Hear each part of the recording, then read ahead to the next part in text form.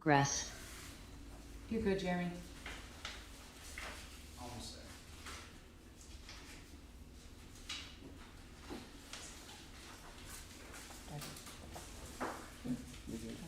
there. Called meeting to order. We'll start with pledge. I pledge allegiance to the flag of the United States of America and to the republic for which it stands, one nation, under God, indivisible, with liberty and justice for all.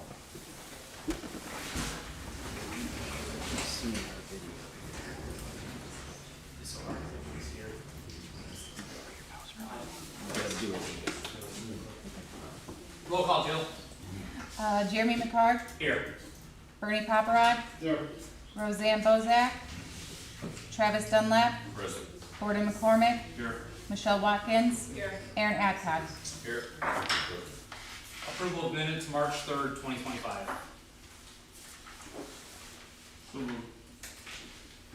Second. Discussion. Roll call, Jill. Bernie Paparad, Yes. Travis Dunlap, Yes. Michelle Watkins, Yes. Gordon McCormick, Yes. Aaron Adcock, Yes. Jeremy McCart. Yes.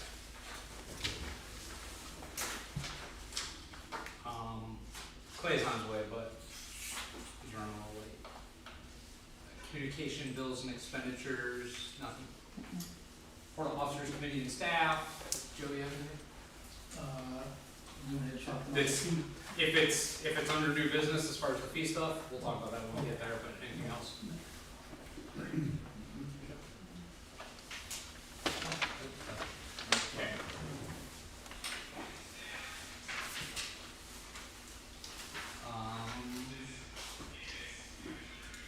No old business, new business, review of bonds, maintenance guarantees, letter of credit.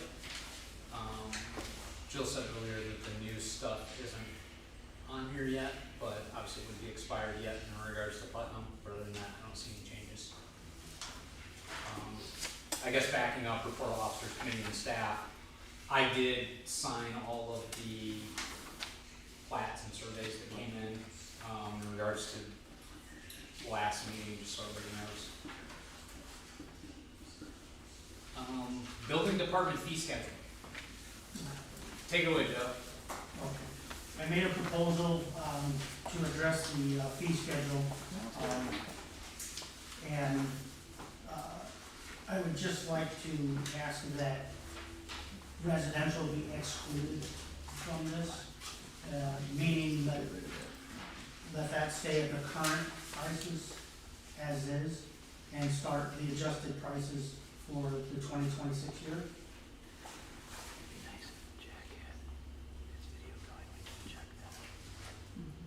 So you're saying the proposed increases to residential, those wouldn't go into effect until next year, is that what you're looking at? Well, what I'm saying is that to exclude residential use from the adjusted fee schedule of the 15.5 fee schedule. So the adjustments made there would primarily only affect commercial, industrial projects, just in that portion. Just so that I'm clear, so are we just talking for downtown district and RC2 for residential use properties then? All the other proposed increases that you have on here that would affect residents would go into effect? Yes.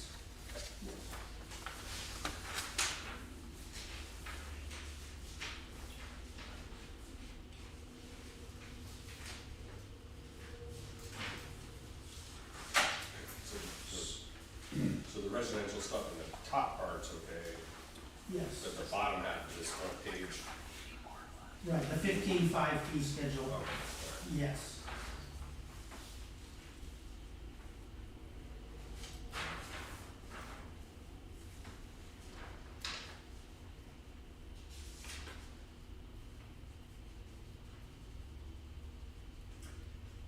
Is it currently, so do residents in RC2 and downtown district currently pay what is our commercial rates then in that district now? So yeah, everything listed under the current right there is what is what is paid now.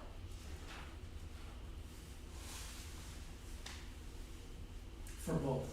So if you look at the top, there's a current and adjusted price, and then down below the 15.5 fee schedule, there's a current and adjusted price.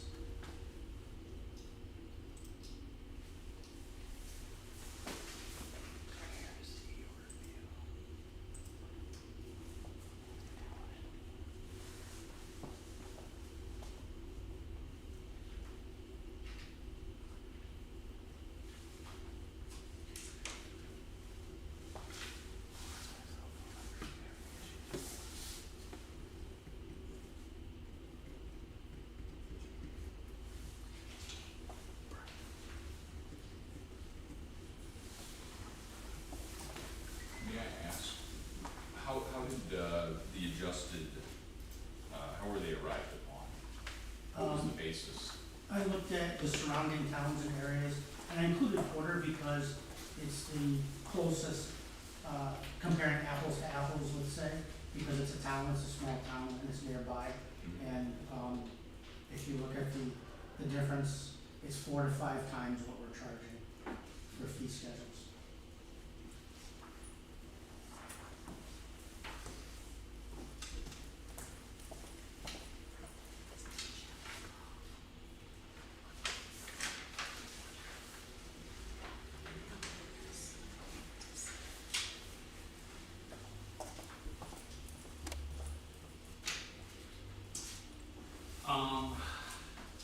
I know one of these, so the manufactured tag fee, Mm-hmm. if I remember correctly, and this may be something better when Clay gets here, I believe there was a question about that in the past, and I'm pretty sure there's Indiana code that obligates us to only charge something in relation to the actual cost of it, so I don't know if we can arbitrarily just say, hey, they're $20. Okay. And I'll let them get settled before I bombard my question. Yeah. Yeah.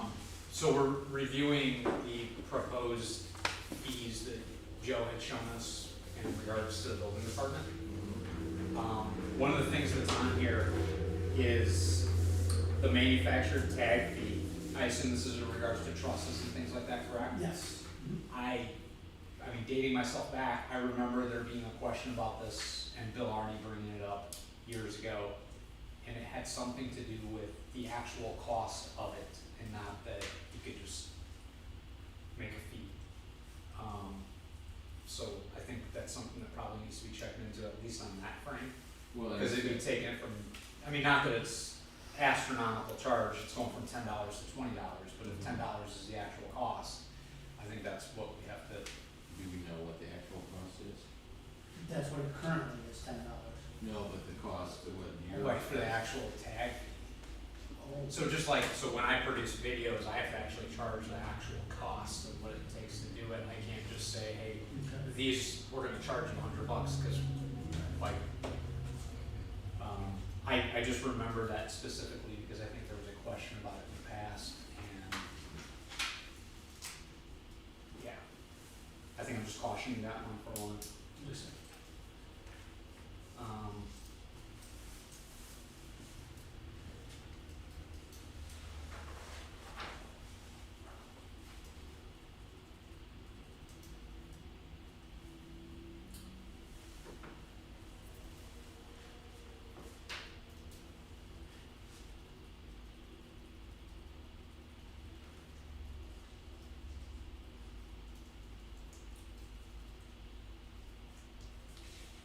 What does Porter charge for a contractor's license? Do we know that or no? I mean, I didn't see that on our sheet.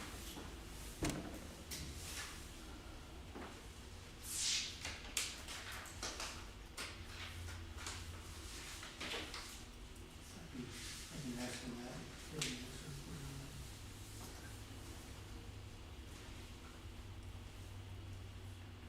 If anybody has anything that they have, like that's an issue with, I think now would be the time, that way, if we do start trying to draft this into some sort of ordinance form or something of that nature, that nobody's wasting their time.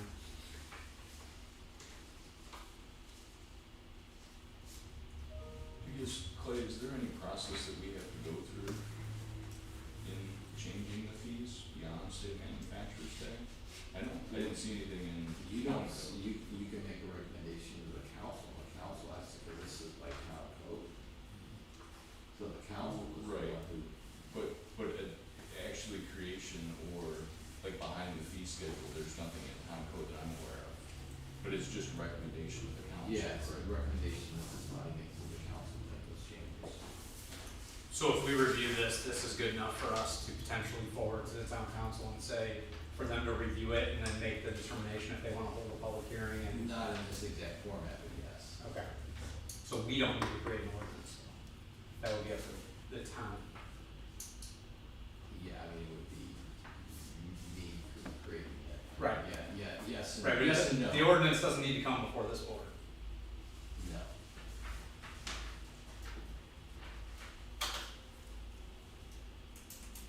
Joe, in this, and I know that this is just kind of a rough showing us the difference in the fees, none of this would change like a residence requirement if they were doing a project that was valued under $1,000 to obtain a building permit?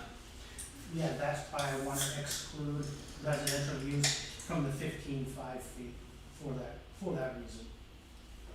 But what I'm saying is the standing that's in our code that says if the project's under $1,000, that it doesn't require a building permit, Yeah, that that still would- exists. And I guess my question with that is, with the astronomical increases in costs and things like that, should that $1,000 be evaluated to even a higher number so that residents, because $1,000 doesn't go as far as it used to. So- Porter's is 500. Right, I understand that, but what I'm saying is ours has been 1,000, and $1,000 worth of materials when I moved in here 12 years ago went a lot further than what it does today. So I guess if you're talking about the quantity of work that we'd be allowing our citizens to do without obtaining a building permit, I mean, if we'd be looking at in comparison, like maybe that 1,000 should be 2,500 or something like that, or, I mean, I don't know, Sure. what that should be, but I just think it's a consideration, so it's not just for the little projects, so they get done. Sure.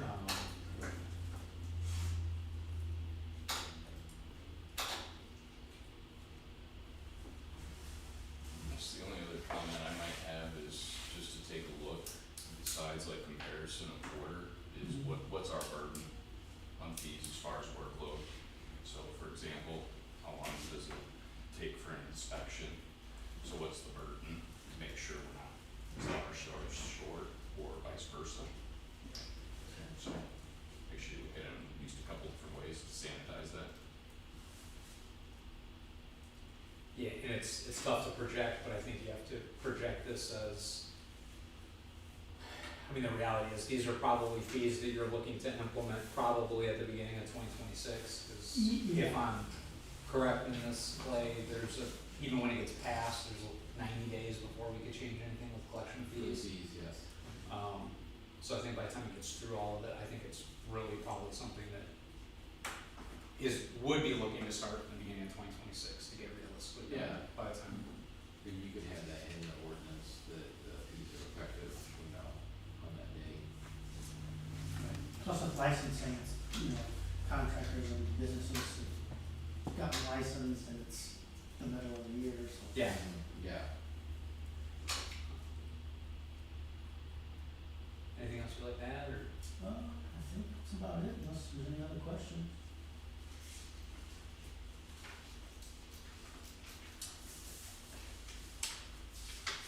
The only thing I would add is that I guess if you guys review this anymore and have any issues or suggestions for Joe, then maybe you reach out to him directly between now and the next meeting, so that if a change does need to be made, he has the opportunity to do that. And maybe us have a final discussion, and maybe we can make a recommendation to the council one way or the other. Yeah.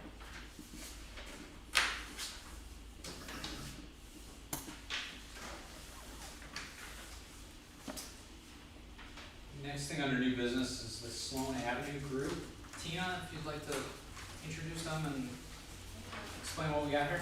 Thank you, President McCarg. Good evening, Plan Commission. Tina Rogers, consultant with the Redevelopment Commission here in Burns Harbor. And today we're here just to give introductions to a developer that's interested in the Westport site located across the street. Just a little background, the town of Burns Harbor, through the Redevelopment Commission, assembled that land over a 3-year period and purchased it from the Duneland School Corporation. And that transaction was completed around 2019. And since then, we had some master planning done on the site, and the development unfortunately did not go through post-COVID. So we're excited to be able to present to you a developer interested in the site, consistent, I would think, with the comp plan, and because it's a mix of residential and commercial. And tonight, I just want to give you an opportunity to meet John Kopchak, sorry, Sloan Avenue Group, and introduce John. Thank you. Great.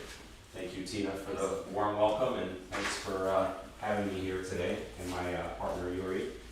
So as Tina mentioned, we are very interested in the site here. We've spent a lot of time already talking to some of the members of the community here and redevelopment commission about the background of the site and the goals of the town, and we feel that our plan is in line with those goals.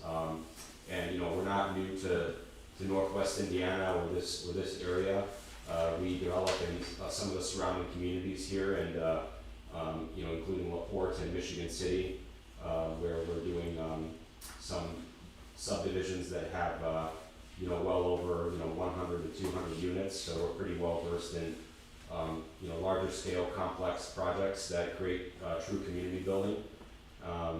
We also develop up and down the Grand Rapids area and the lakefront in the state of Michigan, and we've also done some apartment building in Chicago as well. So we like to think that we have a good amount of experience with land development and construction up and down from Grand Rapids to Chicago.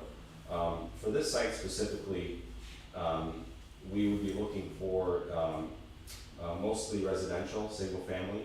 So on the concept plan, we have 71 lots that are, I'd say, a pretty good size, 46 wide by 125 deep, so nice deep lots. And they are on both sides of the trail, as you can see on the plan that you have. In addition, to spur a little bit more retail activity and commercial activity for the town, we have a 8,000 square foot retail space on the southwest corner, which has over 70 parking spots. So the way that I think about it is,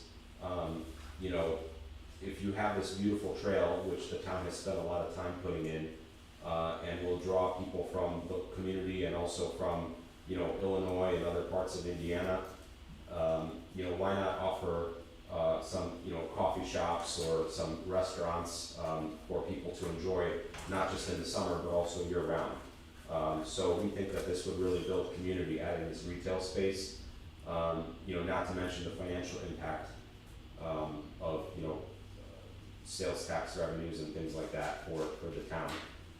I will mention that for this development, we are partnering with, our goal is to partner with Lennar. We have a good partnership with them. They're second largest home builder in the country.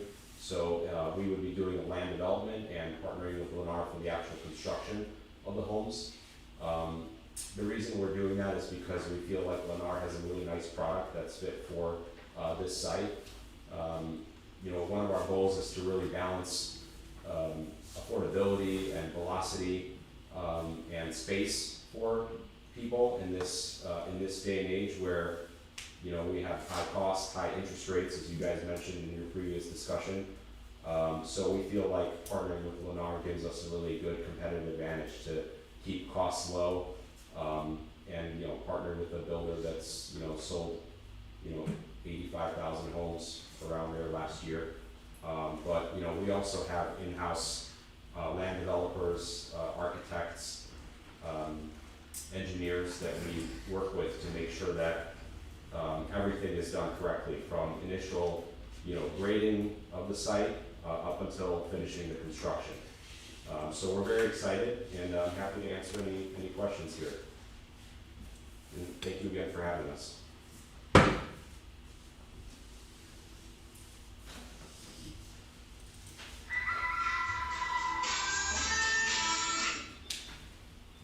I did not arrange that.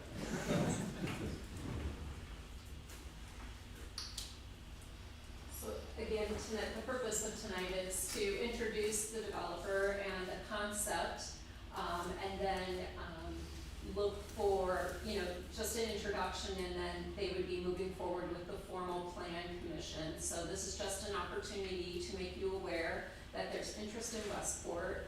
And again, a key feature that, from a redevelopment standpoint, is the Marquette Greenway Trail. This would be the first new development on the Marquette Greenway within Northwest Indiana. So we would be kind of putting ourselves on the map for that achievement. We did complete construction of the Marquette Greenway Trail last October. And so again, we do have significant investment. That trail system there is probably, around $900,000. Some grant money also supported that section that runs from the corner of Haviland over to the northeast corner of the site. And then we also have some project partners that are doing some water trail enhancements here at the end of Westport and the Little Cal, and then at the dam. So the retail space, as John mentioned, will be able to cover like coffee shops and some of those kind of amenities for the town residents and visitors, but also could serve as like a trailhead, like if outfitters group could come and help support maybe some of the kayaking activities or other things like that. So looking at ways we can connect to the tourism here in the Duneland region, either at the national park or state park, and certainly along the trail. Right now, this section of trail connects all the way over into Portage and to the Portage Lakefront Park. And the National Park is working on connecting the segment across Ogden Dunes into West Beach and Gary. And then we are also working a nearly $8 million project to connect and build the rest of the trail here from Burns Harbor, just under the Norfolk Southern, over to the town of Porter, and that'll take you straight on into New Buffalo. So I just want to share from a redevelopment standpoint, the interest in working with a developer on a concept like this, and certainly as the process moves on, make any adaptations that might be necessary.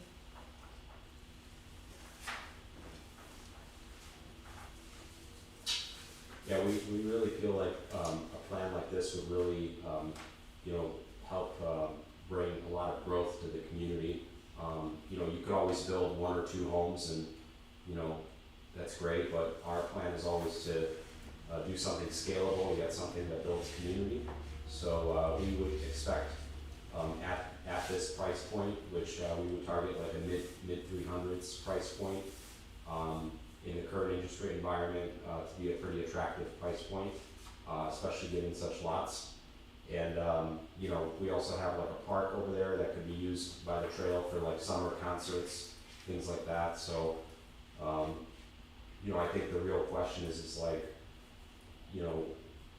what's on the site right now and what could the site become? And we've given this a lot of thought. I think we've been modifying this concept since last summer in one way or another. So we went through several rounds of revisions, and we feel like this is a really nice balanced site in terms of like affordability, reaching kind of that missing middle income gap kind of type of resident, as well as providing a lot of entertainment options for people that are just on the trail passing by, or also people that live there.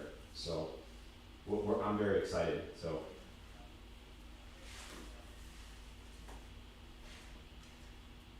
From my point of view, it's a tough piece of property with a pipeline to develop, so the fact that you got anything drawn up on there is impressive. Thank So, you. I Yeah, already we have a voiced lot my of- concerns where I like the fact that at least it loops and you can return instead of having just a couple dead ends. My biggest concern is only one way in and out. I really feel we need to have access to Westport Road from that. Just like the last one, mainly because the pipeline going through there. So I guess my question with that is a question on whether the town wants to give up that property as well.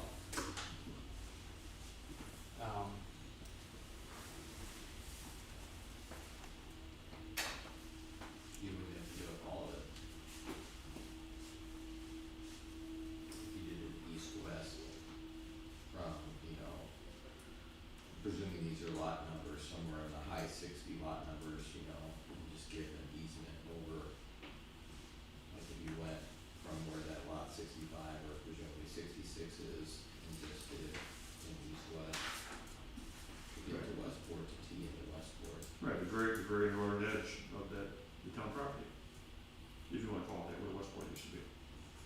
I just feel it's very important to have another access to that property.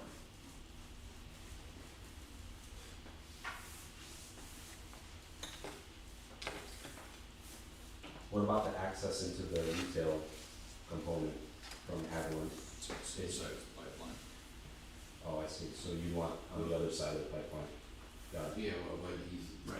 what we're getting at is if, BP decided they were gonna do work on the pipeline, and they wanted to do it not in sections, but, you know, Right. essentially close off both, then people from essentially lot 46 to lot 71 and lot 34 to 45 would be locked in, or Mhm. out. Yeah, we're definitely happy to look into that and work with the commission on that. I had a question about the retail space. Who would own that and manage it after it's all developed? So, you know, we would probably build it ourselves, and then we would see whether it would be like a build-to-suit situation where we would get approached by one or two main tenants. I would assume this would probably be, you know, 3 or 4 tenants, but, it would probably be like a triple net lease situation where the tenant would, manage their unit by themselves, any repairs, things like that. But we would be open to building the space for Well, them. just like who would be in charge of the common areas of, would there be some sort of property owners group that would be in charge of like the parking lot, or? Yeah, I mean, it depends how many tenants we get. I think it's too early to tell, but certainly if there was more than one, there would be probably some, association, if you will, Yeah. to manage that, yeah. Similar with like the park and the rest of the grounds, how does OM typically go about that in development? Yeah, we have a pretty robust, actually in Michigan, pretty much all of our communities are condo associations, and then here we create like a HOA for various parts of communities, so we have a pretty good background of tailoring, you know, association agreements to the requisite component of a community that they belong to. I think here, given that it's all single-family homes, we would probably have a more simple HOA agreement to manage and clean the park at their expense. In some communities, we have, you know, like let's say the pond needs to be maintained, we typically carve out like the immediate homeowners or condo owners next to the pond to maintain that, or certain access roads, but here it's pretty clear cut, since we have, you know, basically one type of a residential product, we would just have a simple HOA agreement to clean the park and maintain it. And it's not huge either, you know, it's about an acre, so I think the costs of upkeep would be minimal. If a road goes through, it's gonna have to go down 66, because these are all private houses right here, right? That's Nelda's, that's. Yeah. So, So, but where you can see just south of Melda's, where that Right. gravel lot was, where the food truck square was, Mhm. like, right there is where the town starts that property all the way Yeah, down. there's that dashed line of the property line, isn't it? I know, it's hard to tell. I mean, I don't think so. I think you have the That's dashed Nelda's line house. on the north end of Nelda's property, but I don't think it shows it on the south end, which is where ours is. Okay. But where that gravel area is, which was the food truck square, Mhm. like right on that tree line is where the town That's where owns. the town's. Pretty much the big lot 69, That's I would Nelda's. guess. 68 or 69. And that's McGee's and Okay. a whole bunch of houses right there, so that's private. And you don't wanna have to get into eminent domain like assessor.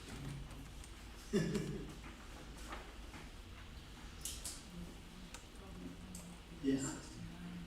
Would it be with the 66 or 67, right there?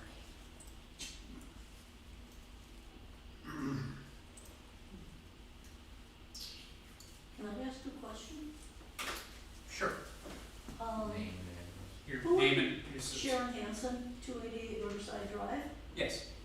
Who would be responsible for any infrastructural infrastructure upgrades? Well, typically when we build something, we then turn it over to the city, you know, like a public road or something like that. I don't know if that's the same situation here. Yeah, in different subdivisions and things like that, at some point in time, the roadways would become town property. So the residents What's that? of Burns Harbor would be responsible for any upgrades that had to be made for electricity, roads, water, in order to accommodate If- this particular, The developer would build and develop it, and once it. Right, so once it's built and developed, but I mean, long term, yeah, when the roads have to be replaced, things like that, yeah, it would be the town at that point to maintain it after that fact, just like any other road that anybody currently lives on. At one point in time, it was developed by somebody, and then it kind of becomes an asset of the town as well, which affects, my understanding, would affect the value of our town anytime we add roadways and things like that. so if you had to expand Hagland or Westport, the developer would be responsible for doing that prior to initiating this particular group of homeowners? Wait. Because those are very small roads right now.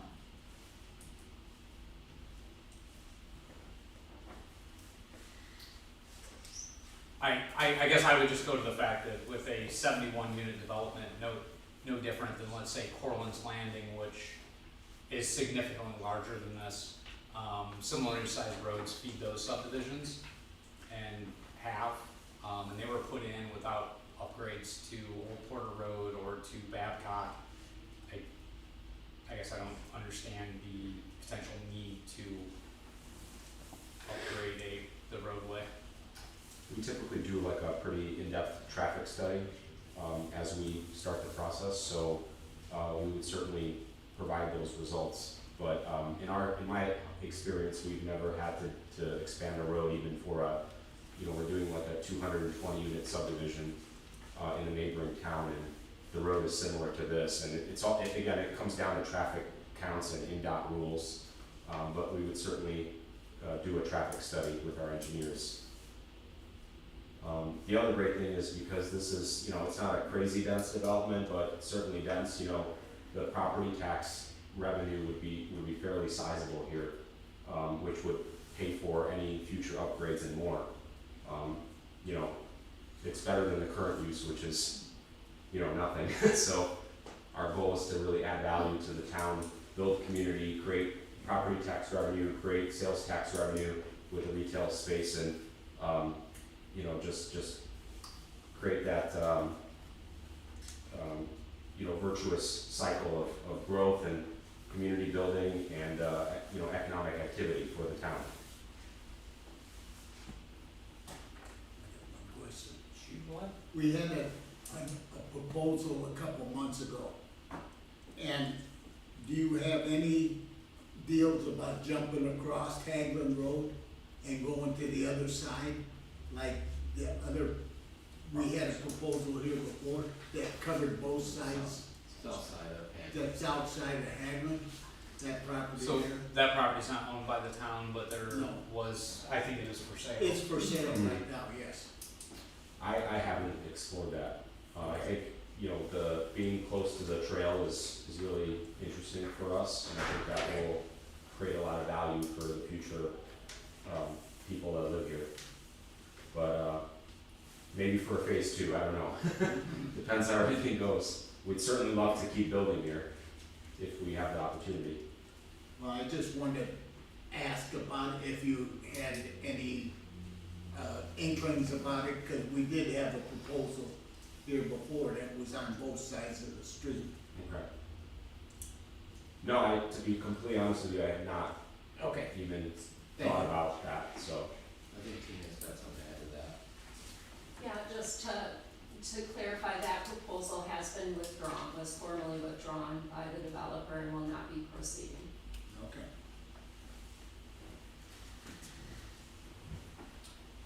Anybody have anything else?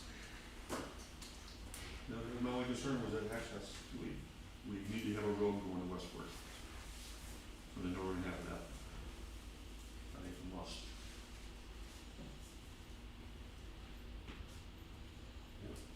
We'll definitely look into that.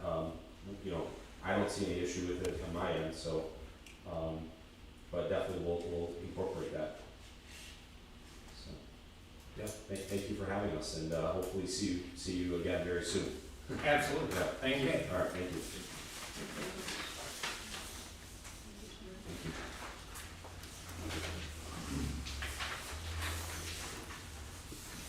Good to go over any other business? Entertain a motion? Second. Discussion?